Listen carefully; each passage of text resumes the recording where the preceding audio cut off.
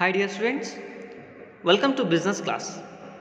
In previous video, I explained about the features of departmental undertakings. Today, I want to explain the merits and the limitations of departmental undertakings. ಈ ಮುಂಚಿನ ಒಂದು ವಿಡಿಯೋದಲ್ಲಿ ಇಲಾಖಾ ಉದ್ದಿಮೆಗಳ ಲಕ್ಷಣಗಳು ಯಾವ್ಯಾವಿದ್ದಾವೆ, ಇಲಾಖಾ ಉದ್ದಿಮೆ ಅಂದರೆ ಏನು ಅನ್ನುವಂತಹದ್ದನ್ನು ತಿಳ್ಕೊಂಡಿದ್ದೀವಿ. ಇವತ್ತಿನ ಒಂದು ವಿಡಿಯೋದಲ್ಲಿ ತಿಳ್ಕೊಳ್ಬೇಕಾದಂತಹ ವಿಷಯ ಯಾವುದು ಅಂತ ನೋಡಿದಾಗ ಇಲಾಖಾ ಉದ್ದಿಮೆಗಳ ಅನುಕೂಲತೆಗಳು ಮತ್ತು ಅನಾನುಕೂಲತೆಗಳು ಯಾವ್ಯಾವಿದ್ದಾವೆ ಅನ್ನುವಂತಹದ್ದು. Yes, before going to the merits and the demerits topic, we should know the meaning. So departmental undertakings more only controlled, managed and governed by the government. ಈ ಒಂದು ಇಲಾಖಾ ಉದ್ದಿಮೆಗಳು ಸಂಪೂರ್ಣವಾಗಿ ಯಾರ ಒಡೆತನದಲ್ಲಿ ಇರುವಂತಹದ್ದು ಅಂತ ನೋಡಿದಾಗ ಅಥವಾ ಯಾರ ಹಿಡಿತದಲ್ಲಿ ಇರುವಂತಹದ್ದು ಅಂತ ನೋಡಿದಾಗ ಸರ್ಕಾರವೇ ನಿಯಂತ್ರಣವನ್ನು ಮಾಡ್ತದೆ, ಸರ್ಕಾರವೇ ಎಲ್ಲ ಜವಾಬ್ದಾರಿಯನ್ನು ನಿರ್ವಹಿಸುವಂತಹದ್ದು, ಸರ್ಕಾರವೇ ತನ್ನ ಆಡಳಿತವನ್ನು ನಿರ್ವಹಿಸುವಂತಹದ್ದು ನಾವು ಎಲ್ಲಿ ಕಾಣ್ತಾ ಇದ್ದೀವಿ? ಡಿಪಾರ್ಟ್ಮೆಂಟಲ್ ಅಂಡರ್ಟೇಕಿಂಗ್ಸ್ ಒಳಗೆ ಕಾಣ್ತಾ ಇರುವಂತಹದ್ದು.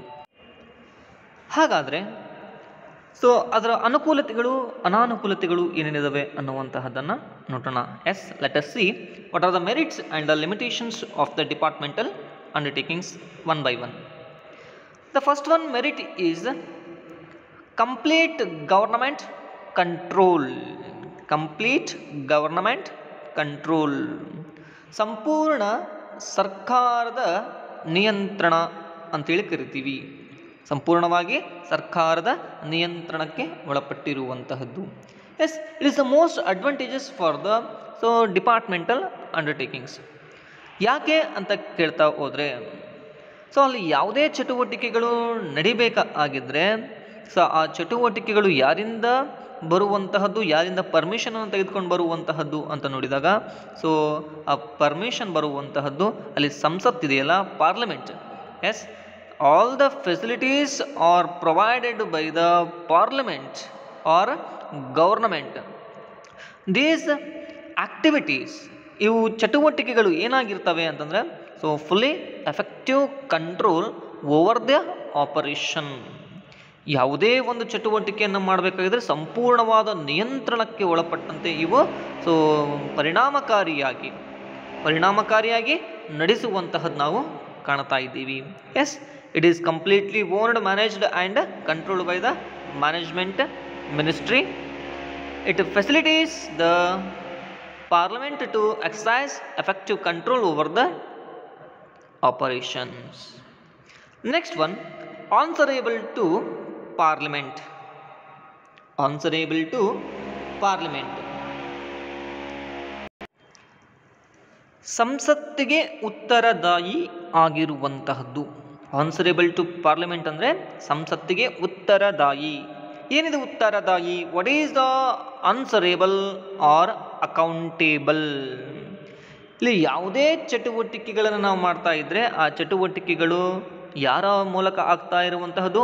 All the activities are all the operations conducted by the only government.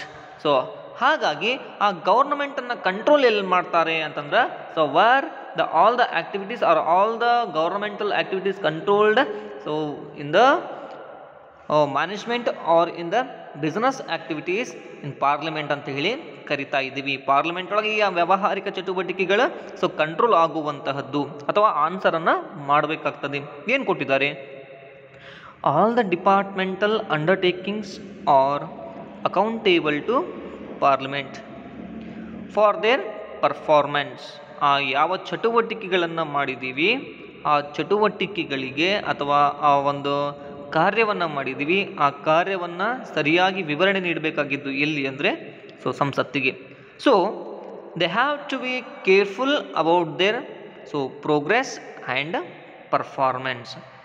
ಪಾರ್ಲಿಮೆಂಟಿಗೆ ನಾವು ಆನ್ಸರ್ ಮಾಡೋದ್ರಿಂದ ಅವರು ಯಾವಾಗಲೂ ಜಾಗರೂಕತೆಯಿಂದ ಮತ್ತು ಉನ್ನತ ಮಟ್ಟದಲ್ಲಿ ಕೆಲಸವನ್ನು ಮಾಡಬೇಕಾಗ್ತದೆ. ಯಾರು ಅಂದರೆ ಡಿಪಾರ್ಟ್ಮೆಂಟಲ್ ಅಂಡರ್ಟೇಕಿಂಗ್ಸ್. ಹಾಗಾಗಿ it is advantage or merit to the departmental undertakings. Next, source of income. ಈ ಸೋರ್ಸ್ ಆಫ್ ಇನ್ಕಮ್ ಅನ್ನುವಂತಹದ್ದು ಏನಾಗ್ತದೆ ಅಂದರೆ directly from the government through the treasury. ಯಾರ ಮೂಲಕವಾಗಿ ಬರುವಂತಹದ್ದು? ಸರ್ಕಾರದ ಮೂಲಕ ಅಥವಾ ಸರ್ಕಾರದ ಖಜಾನೆಯ ಮೂಲಕ ಇಲಾಖಾ ಉದ್ದಿಮೆಗಳಿಗೆ ಬರುವಂತಹದ್ದು ನಾವು ಕಾಣ್ತಾ ಇದ್ದೀವಿ. ಅಥವಾ ಕಂಪನಿಯನ್ನು ವ್ಯತ್ಯಾಸ ನೋಡ್ತಾ ಹೋದರೆ ಕಂಪನಿಗೆ ಎಲ್ಲಿಂದ ಬರ್ತಾ ಇತ್ತು ಸೋರ್ಸ್ ಆಫ್ ಇನ್ಕಮ್ ಅಂತಂದರೆ so with the help of shares. ಅಲ್ಲಿ ಷೇರುಗಳು ಅನ್ನುವಂತಹದ್ದನ್ನು ಮಾರಾಟ ಮಾಡಿದಾಗ ಅಲ್ಲಿ ಸೋರ್ಸ್ ಅನ್ನುವಂಥದ್ದು ಸಿಗ್ತಾ ಇತ್ತು. ಅಥವಾ ಸೊ ಸಾಲ ಅನ್ನುವಂತಹದ್ದು ಅಥವಾ ಬ್ಯಾಂಕ್ಗಳ ಮೂಲಕ ಸಿಗ್ತಾ ಇರುವಂತಹದ್ದು ನೋಡ್ತಾ ಇದ್ವಿ. ಆದರೆ ಇಲ್ಲಿ ಡಿಪಾರ್ಟ್ಮೆಂಟಲ್ ಅಂಡರ್ಟೇಕಿಂಗ್ಸಲ್ಲಿ ಹಾಗಲ್ಲ. The revenue earned by the enterprises is a source of income for the government. It is goes to directly to the treasury. ಆದರೆ ಟ್ರೆಜರಿಗೆ ವಾಪಸ್ ನೀವೇನು ಮಾಡುವಂತಹದ್ದು ನೀಡೋದ್ರಿಂದ ಎರಡಕ್ಕೂ ಇದು ಬೆನಿಫಿಟ್ ಆಗಿ ಆಗಿರುವಂತಹದ್ದು. Next one, suitable for national security. Which one is suitable for the national security? Departmental undertakings. Because all the activities is concerned under the government or ministry of the government. ಯಾವುದೇ ಚಟುವಟಿಕೆಗಳಾದರೂ ಆಗಿರಬಹುದು, ಯಾವುದೇ ವ್ಯವಹಾರಕ್ಕೆ ಸಂಬಂಧಿಸಿದಂತಹ ಕಾರ್ಯಗಳಾದರೂ ಆಗಿರ್ಬೋದು, ಯಾವುದಕ್ಕೆ ಸಂಬಂಧಿಸಿರ್ತವೆ ಅಂತಂದರೆ ನೇರವಾಗಿ ಸರ್ಕಾರದ ಇಲಾಖೆಗೆ ಸಂಬಂಧಿಸಿದಂತೆ ನಡೀತಾ ಇದ್ದಾವೆ. ಹಾಗಾಗಿ ಇದು ಅತ್ಯಂತ ಏನಾಗಿರುವಂತಹದ್ದು? ಭದ್ರತೆಯನ್ನು, ರಾಷ್ಟ್ರೀಯ ಭದ್ರತೆಯನ್ನು ಒದಗಿಸುತ್ತದೆ. Yes, this enterprises is most suitable when national security is concerned as it is under the direct control and supervision of the concerned ministry. For example, railway ಅನ್ನುವಂತಹದ್ದು ಇದೆ ಅಂತ ತಿಳ್ಕೊಳ್ಳೋಣ. ರೈಲ್ವೆ ಅನ್ನುವಂತಹ ಒಂದು ಏನಾದರೂ ಚಟುವಟಿಕೆ ಮಾಡುವಂತಹದ್ದು ಅಂದರೆ ಸೊ ರೈಲ್ವೆ ಇದ್ರೊಳಗೆ ಡಿಸಿಷನ್ಸನ್ನು ತೆಗೆದುಕೊಳ್ಬೇಕಾಗಿತ್ತಂದರೆ, ನಿರ್ಣಯವನ್ನು ತೆಗೆದುಕೊಳ್ಬೇಕಾಗಿತ್ತಂದರೆ ಯಾರ ಮೂಲಕ ನಾವು ನಿರ್ಣಯವನ್ನು ತೆಗೆದುಕೊಳ್ತಾ ಇದ್ದೀವಿ?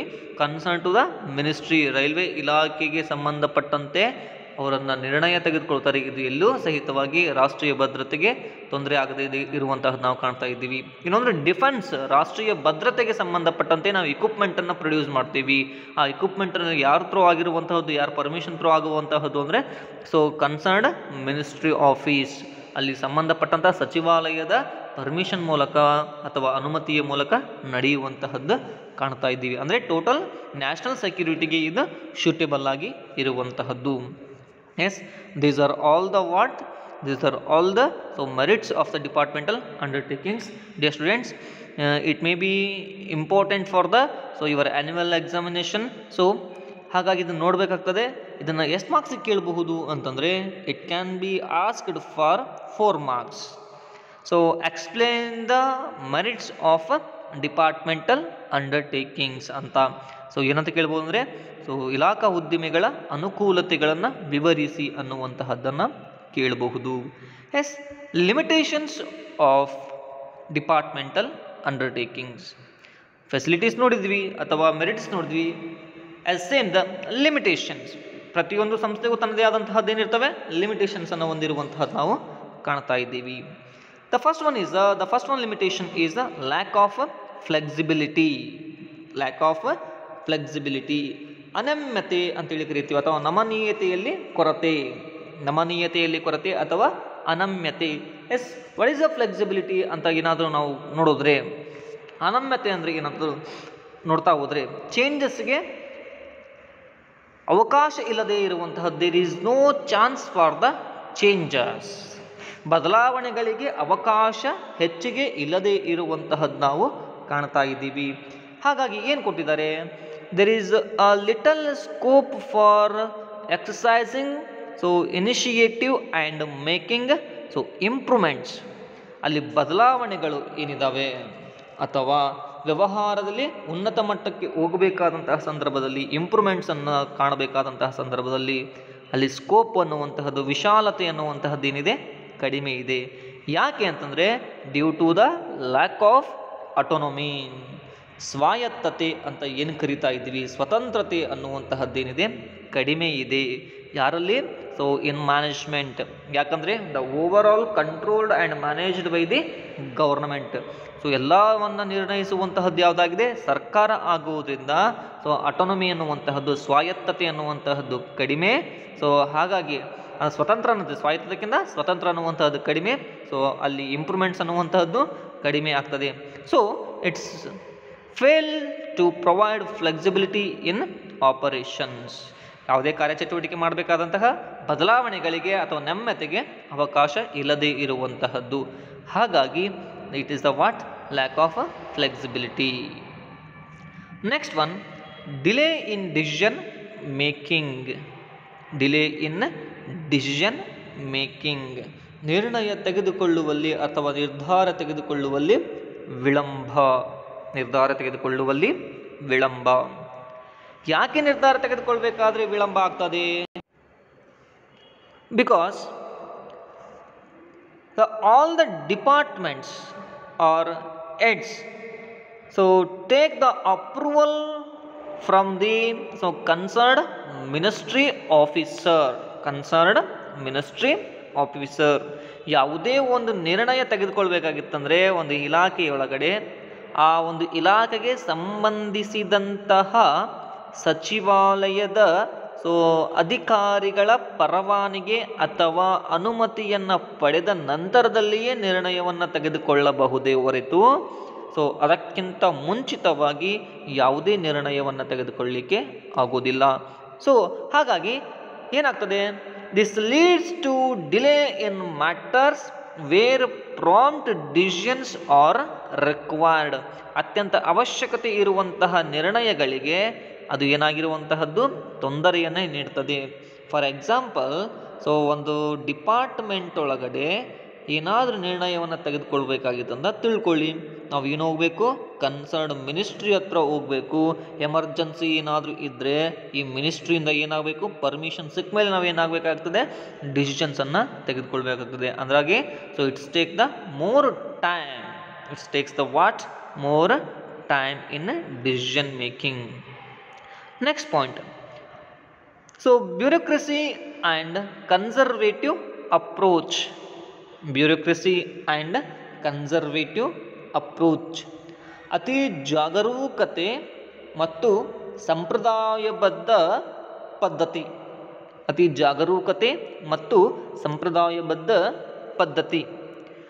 ಇಲ್ಲಿ ರಿಸ್ಕ್ ಫ್ಯಾಕ್ಟರ್ಸ್ ಅನ್ನುವಂತಹದ್ದು ಏನಿದೆ ಅವ್ರು ಕಡಿಮೆ ಇರುವಂತಹದ್ದು. ಯಾರಿಗೆ ಕಡಿಮೆ ಇರುವಂತಹದ್ದು ಅಂದರೆ ಅಲ್ಲಿ ಅನಲೈಸ್ ಮಾಡುವಂತಹದ್ದು.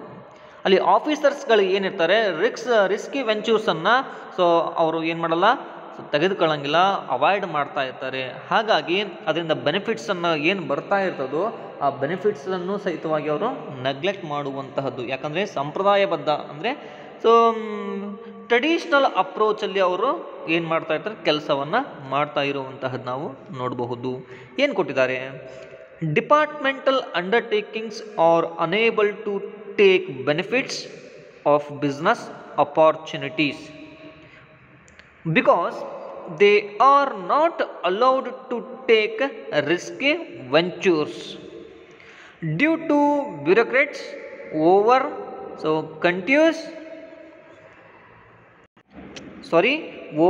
cautions and conservative approach.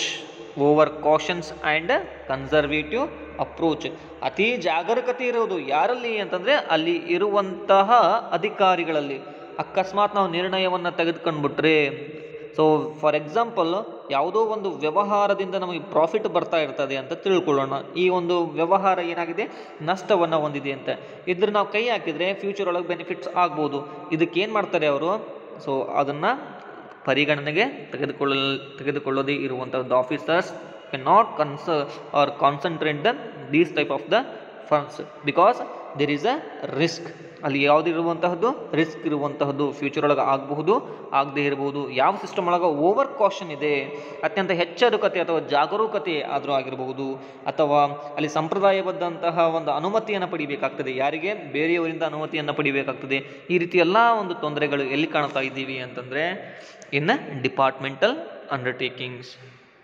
ಹಾಗಾಗಿ ಇಲ್ಲಿ ಏನಾಗ್ತದೆ ಅಂದರೆ ಬಿಸ್ನೆಸ್ ಅಪಾರ್ಚುನಿಟೀಸ್ಗಳು ಮಿಸ್ ಆಗುವಂತಹದ್ದು, ವ್ಯವಹಾರದ ಸೊ ಅದು ಏನಂತ ಇರ್ತೀವಿ ಅಂದರೆ ವ್ಯವಹಾರಕ್ಕೆ ಸಂಬಂಧಪಟ್ಟಂತಹ ಪ್ರಯೋಜನಗಳು ಅಥವಾ ಅವಕಾಶಗಳು ದೊರೆಯದೇ ಇರುವಂತಹದ್ದು ನಾವು ಕಾಣಬಹುದು. Fourth one, red tapism. Red tapism ಏನಿದು? ರೆಡ್ ಟ್ಯಾಪಿಸಮ್ ಕೆಂಪು ಪಟ್ಟಿಯ ಸಮಸ್ಯೆ ಅಂತ ಹೇಳಿ ಕರೆಯುವಂತಹದ್ದು.